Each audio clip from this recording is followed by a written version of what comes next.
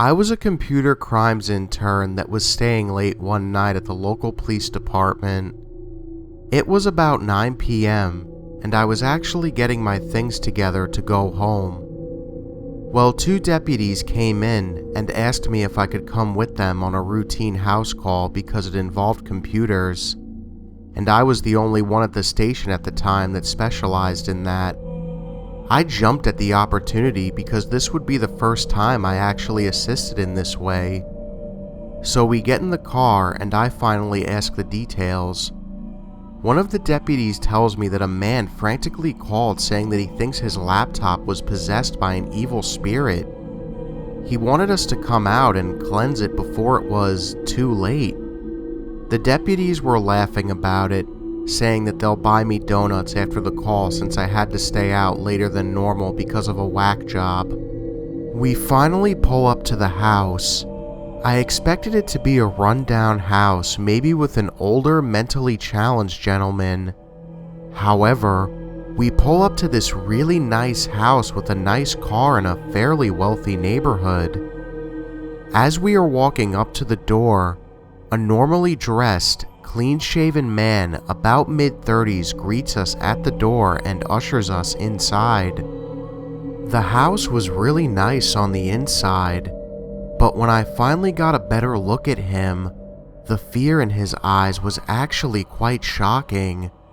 I mean, this guy was shaking, and it looked like his eyes were about to pop out because of how wide they were.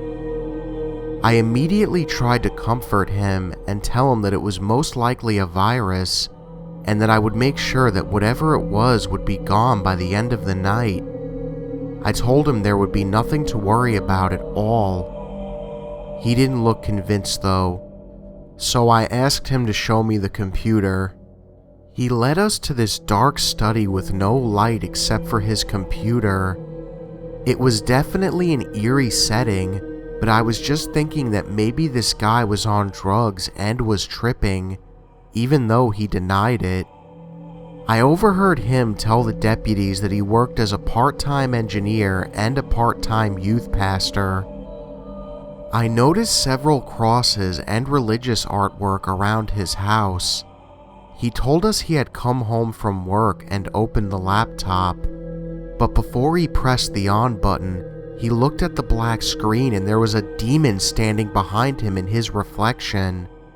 He said he brushed it off as a trick of the mind because he was tired, but then he turned his laptop on and screaming started coming out of the speakers. Fingers with claws started hitting the screen like they were trying to get out of his laptop. Then he said there was a voice that came out of his speakers telling him he was going to die soon, over and over again. Although I couldn't explain the visual aspects, there were plenty of logical things that I could think of that would explain the screaming, voices, and visuals on the computer itself. I started walking over towards the computer, and this guy starts fucking chanting the Lord's Prayer like it's about to attack me or something.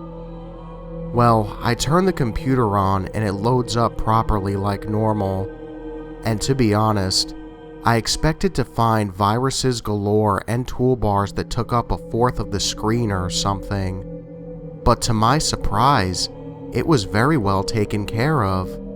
It had a great antivirus, the computer was fairly new, and I didn't find any red flags in his browsing history. I asked him if anyone else had come in contact with the laptop, or if he connected anywhere else outside his home, and all the questions I could think of that would cause something like that to happen. Nothing. He lived by himself. He only bought it recently for home use only. His router had a really secure password. I ran a diagnostic test and a slew of other tests to make sure there wasn't anything I was missing. Then I basically took apart his laptop and put it back together again. There was nothing once again. Cleanest laptop I have ever dealt with. I was convinced that he may have just been really tired, and it was just his mind playing tricks on him. I tell the deputies that there is nothing at all and tell the man that maybe he should just get some rest. At this point, this guy starts hysterically crying and drops down onto his knees begging me to cleanse the laptop. I felt really bad for him because he honestly was absolutely terrified of something. I had a spare hard drive loaded with Windows XP that matched his laptop, so I offered to replace it, at least for a few days until I could absolutely purge his hard drive, guaranteeing twice over that there was nothing. It was the least time-consuming option, plus I was getting incredibly uncomfortable because of this guy's distress over seemingly nothing. Anyways, I hooked it up, and as I was letting it load up, I walked out of the study, making my way into the living area where the man and the two deputies were sitting down. I had left my official document clipboard out in the car, so I announced that I was walking out to get it real quick. A deputy started walking with me, and just as we were about to reach the door, we heard this weird sound.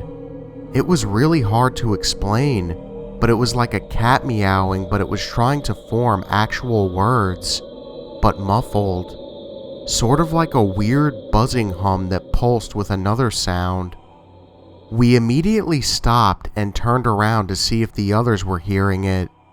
They were wide-eyed and listening as well. Then we hear chuckling that turned into laughing. At that point, we heard a really deep voice, but couldn't make out what it was saying either.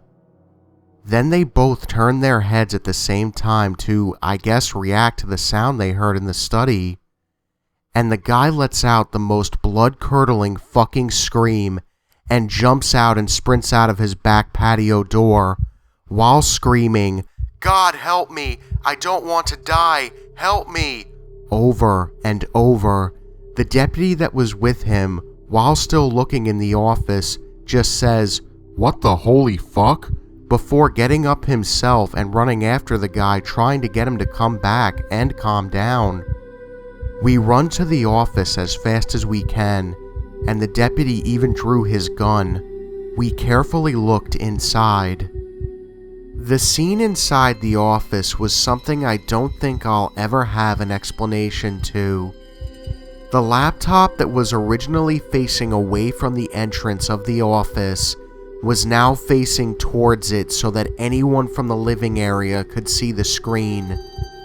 There was broken glass everywhere. The laptop screen was blazingly white. You could barely look at it without squinting. The deputy walked over to the laptop, and I kid you not, as he was about to close it, just for a split second, this dark imprint pops up onto the screen. It reminded me of the movie White Noise, when that thing comes out of the static in the computer screen. The deputy backed up and looked at me freaked out. He then slams the laptop shut so hard that we didn't have to open it back up to know that he definitely broke something. I ran over to unplug it from the outlet, as well as disconnect the equipment from the laptop to make sure nothing shorts out or gets damaged. The deputy then turns the office light on, but when he does, I noticed blood on my fingers and hands.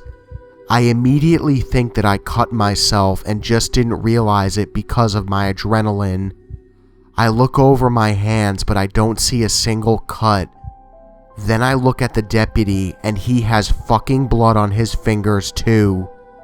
There's not a lot of blood on our hands, just enough to be noticeable. I ask him if he cut himself. He checks himself too, but he didn't. Then we look over at the laptop and notice that there are drops of blood on the desk right by the laptop and on the back of the laptop as well. We apparently smeared our hands in it without knowing when we were trying to shut everything down. It was definitely not our blood. We had to wait until the forensic team got there to even do anything because of protocol.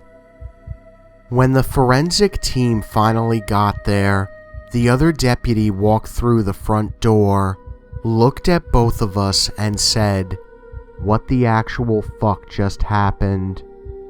We explained what happened when we went into the office and asked him what he saw before the guy darted off. He told us that as we were listening to all those weird noises, he heard the light bulb in the lamp shatter in the office. When he turned to look inside, he said that the laptop screen was facing them and the screen was a dark red. Then it looked like the room was filled with a black smoke. He said that he was surprised the house wasn't in flames when he came back. A quick blood type test determined that the blood was a B positive. Me and the two deputies had an A type, but guess who had the B positive? That's right, the guy who lived there. There was absolutely no way his blood was there when we first got there. The only thing on his desk was his laptop and a file system off to the left side. We would have noticed it immediately, no question.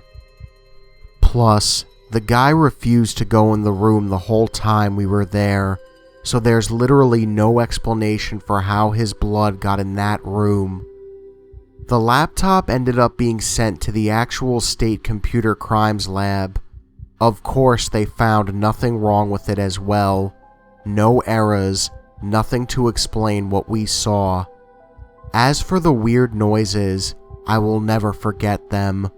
They were so creepy, and if I hear a cat meow, I think of that night. I don't think I will ever be able to explain what happened in that house. Me and the two deputies went over everything to confirm that we all saw and heard the same things. The deputy that stayed with me took a 2-week vacation right after that call, saying that he had to get away for a while. We never told anyone else the exact details of what happened because I don't think we wanted to keep reliving the weirdness of it all. The guy ended up checking himself into a psychiatric unit for 2 weeks, sold his house, and moved halfway across the country. I never heard about him after that, though.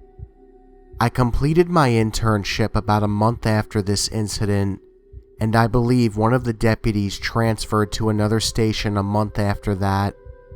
I seriously hope I never run into an incident like that ever again.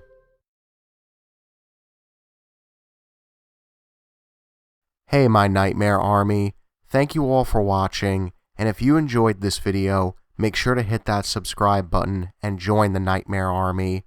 I'm always looking for new soldiers in my Nightmare Nation.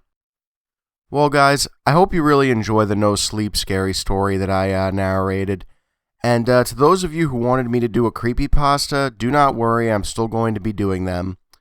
So now guys, I got a question for you guys. There's been much debate of you guys wanting me to call you my Nightmare Nation instead of my Nightmare Army. So I want to know guys, what do you guys prefer better, Nightmare Army or Nightmare Nation? And if I do pick Nightmare Nation, who's our nation's capital going to be?